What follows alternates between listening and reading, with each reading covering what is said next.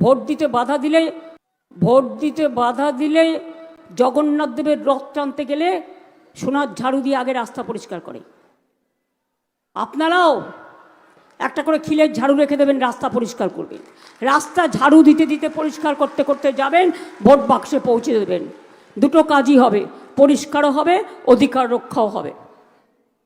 Voter machine খুব সাবধান, এদের plan slow voting, slow counting. প্রথমে দেখাবে বিজেপি জিতছে, বুঝতেই পারছেন আমাদের কাদের সাথে লড়াই করতে হচ্ছে।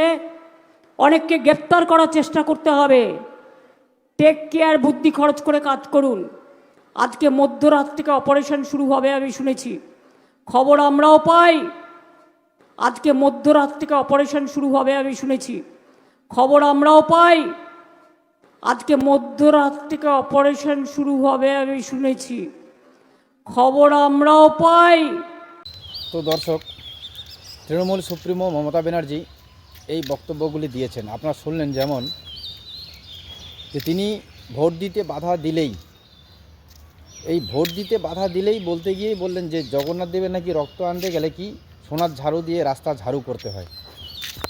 ভালো কথা, সেরকমই মা বোনেদের ওই ঝাড়ু নিয়ে যেতে বললেন, ঝাড়ু করতে করতে যাবেন। কিন্তু এখানে প্রথম কথাটাই আমি বলবো যে ভোট দিতে বাধা দিলেই, আচ্ছা বামফ্রন্ট জামানায় 34-35 বছর, আমি তো তাও শেষের দিকটা বলতে পারি 10 বছর, এবং এই তৃণমূলের জামানা, কারণ 2011 সালে যে তৃণমূল সরকার গঠন করছে বা তৃণমূল যে বিপুল ভোটে জয়ী, সেখানে আমি ক্লিয়ার বলবো আমারও কিছু অবদান ছিল। কারণ আমরাও তৃণমূলকে ভোট দিয়েছি 2011-তে। পরিবর্তন, এই যে পরিবর্তনের লড়াইটা মমতা ব্যানার্জি যতটা করেছেন আমরাও চেয়েছি, আমরাও ভোট দিয়েছি বলেই পরিবর্তনটা সম্ভব। তো যাই হোক, মুদ্রা কথা হলো যে শাসক দলকে ভোট দেওয়ার সময় কেউ কি বাধা দিতে পারে, এটা হচ্ছে প্রশ্ন। তো মমতা ব্যানার্জি বর্তমান 15 বছর রাজত্ব করার পরে এই কথাগুলি বলছেন। তো জানি না, আমার তো জানা নেই। আপনাদের যদি কারো জানা থাকে অবশ্যই জানাবেন। কোনো সিনিয়র ব্যক্তি, বয়স্ক কোনো গুরুজন যদি থাকেন, আপনাদের যদি অভিজ্ঞতা থাকে বা আপনারা যদি দেখে থাকেন যে শাসক দলকেও, এই যে বিধানসভা ভোট, এই শাসক দলকেও বিধানসভা ভোটে কোনো বুথে হোক যে ভোট দিতে বাধা দেওয়া হয়েছে, জানা থাকলে অবশ্যই কিন্তু জানাবেন। আর সবথেকে বড় কথা, তিনি বললেন যে এখন মধ্যরাতেও নাকি অ্যারেস্ট করবে, গ্রেপ্তার করার চলছে।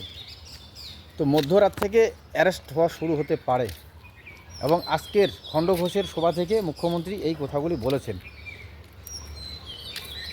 তো কাজেই আমিও দেখলাম খবর যে কেন হঠাৎ মুখ্যমন্ত্রী তো এই সভাগুলি করছেন, 2-3টা করে সভা, কিন্তু বর্তমান তৃণমূল সুপ্রিমো মমতা ব্যানার্জি অনেক রকম কথা বলছেন, এসআইআর নিয়ে, এনআরসি নিয়ে, কিন্তু হঠাৎ কেন খণ্ডঘোষ থেকে এই বক্তব্য দিলেন যে অ্যারেস্ট করার, গ্রেপ্তার করার একটা খেলা চলছে, এবং আজকে মধ্যরাত থেকে এই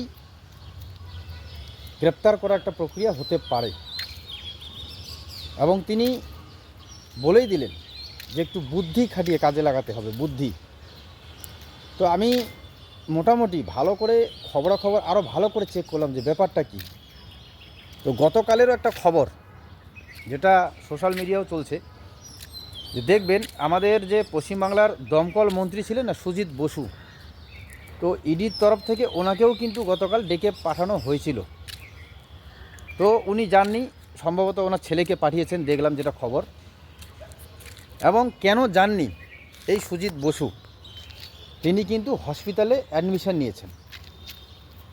একটু বুদ্ধি খাটিয়ে কাজে লাগানো, জানি না কী ব্যাপার, কী কারণে হসপিটালে অ্যাডমিশন মানেই তো বর্তমান বাংলায়, আমাদের পশ্চিমবাংলায় কী বুঝবো, যে যখনও কারো গ্রেপ্তারির পরোয়ানা বা কোনো কিছু ব্যাপার আসে তখন তো সকলেই, নেতারা বিশেষ করে হসপিটালে অ্যাডমিশন নিয়ে নিচ্ছেন।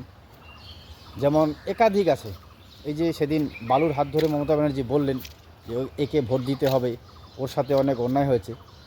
তো খাদ্য কেলেঙ্কারিতে যখন রেশন কেলেঙ্কারি, খাদ্য কেলেঙ্কারি কি রেশন কেলেঙ্কারি, যখন ওনাকে জেলে দেওয়া হলো তখন কিন্তু উনি একাধিক সময় অসুস্থ হয়ে হুইল চেয়ারে করে হসপিটালে অ্যাডমিশন ছিলেন। ওনার শরীর খারাপ। সেরকম শিক্ষামন্ত্রী পার্থ চ্যাটার্জি, ওনার শরীর খারাপ ছিল, উনিও হুইল চেয়ারে করে জেল থেকে ছাড়া পাওয়ার সময় হুইল চেয়ারে করে এসেছিলেন। আবার আরেক দিকে হচ্ছে আপনার বীরভূমের দাবাং নেতা অনুব্রত মণ্ডল, দাবাং নেতা না, বীরভূমের বাঘ অনুব্রত মণ্ডল, ওনাকেও দেখেছি হুইল চেয়ারে করে। কিন্তু এই লোকগুলো জেল থেকে ছাড়া পাওয়ার পরে এখন পর্যন্ত আমরা কোনো দিনও এত যে রাজনৈতিকভাবে এই রাজনীতির ভোট চাওয়ার জন্যে, এই বিধানসভা ভোট এত ঘুরে বেড়াচ্ছেন দিন রাত, কিন্তু আমরা এখন পর্যন্ত দেখলাম না যে এদের শরীর অসুস্থ হলো অথবা অসুস্থতার জন্য এরা হুইল চেয়ারে করে প্রচার করছে, এটা কিন্তু দেখলাম না। তো যাই হোক, আমি খবরটা এটাই দেখলাম যে গতকালের খবর, সুজিত বসু দমকল মন্ত্রী, প্রাক্তন দমকল মন্ত্রী হয়তো এখন, তো ওনাকে ডাকা হয়েছিল এবং উনি যাননি, ওনার ছেলে গিয়েছিল, উনি হসপিটালে অ্যাডমিশন, উনি অসুস্থ।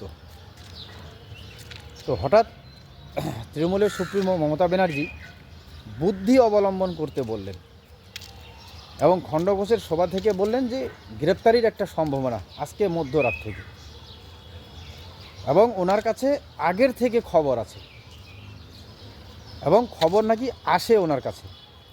তো আমি যার জন্য বলতে চাই, যদি আমাদের তৃণমূলের সুপ্রিমো মমতা ব্যানার্জি বা আমাদের বাংলার মুখ্যমন্ত্রী মমতা ব্যানার্জি, আপনার কাছে যদি আগের থেকেই খবর আসে,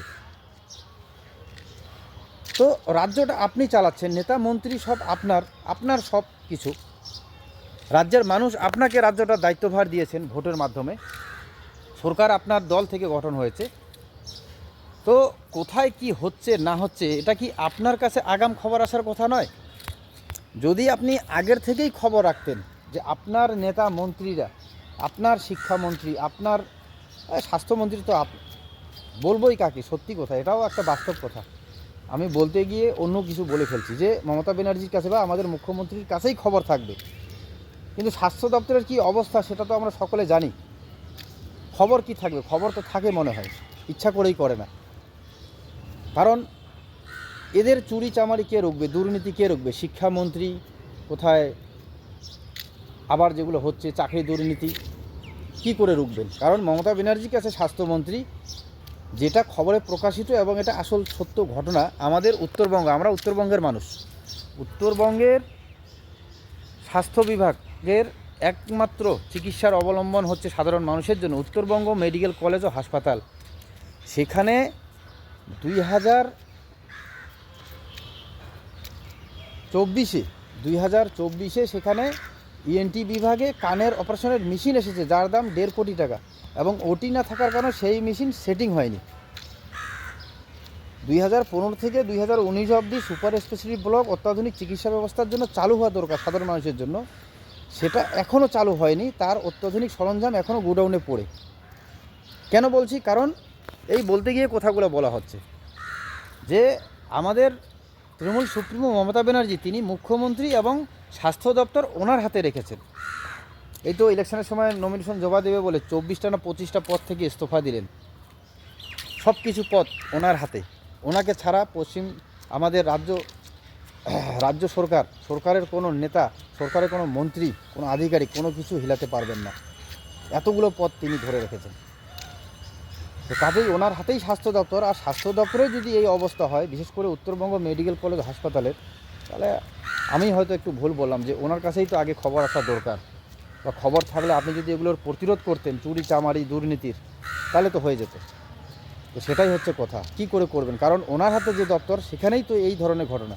চুরি চামারি আমি বাদে দিলাম, একটা